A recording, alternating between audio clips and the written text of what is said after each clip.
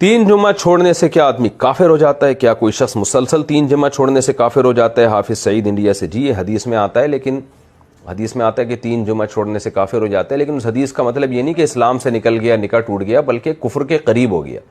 ویسے تو حدیث میں آتا ہے جو ایک فرض نماز بھی جان کر چھوڑے گا وہ کافر ہو جائے گا. تو تین جمعے چھوڑنا تو کبیرہ در کبیرہ در کبیرہ ہے، بہت ہی بڑا جرم ہے. تو اس بہت بڑے جرم کو تعبیر کرنے کے لیے ایسا کہا گیا ہے.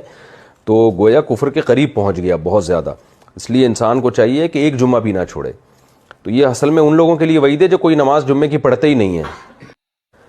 تین جمعہ چھوڑنے سے کیا آدمی کافر ہو جاتا ہے؟ کیا کوئی شخص مسلسل تین جمعہ چھوڑنے سے کافر ہو جاتا ہے؟ حافظ سعید انڈیا سے. جی یہ حدیث میں آتا ہے، لیکن حدیث میں آتا ہے کہ تین جمعہ چھوڑنے سے کافر ہو جاتا ہے، لیکن اس حدیث کا مطلب یہ نہیں کہ اسلام سے نکل گیا، نکاح ٹوٹ گیا، بلکہ کفر کے قریب ہو گیا. ویسے تو حدیث میں آتا ہے جو ایک فرض نماز بھی جان کر چھوڑے گا وہ کافر ہو جائے گا. تو تین جمعے چھوڑنا تو کبیرہ در کبیرہ در کبیرہ ہے، بہت ہی بڑا جرم ہے. تو اس بہت بڑے جرم کو تعبیر کرنے کے لیے ایسا کہا گیا ہے.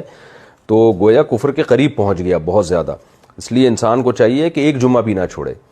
تو یہ اصل میں ان لوگوں کے لیے وعید ہے جو کوئی نماز جمعے کی پڑھتے ہی نہیں ہے.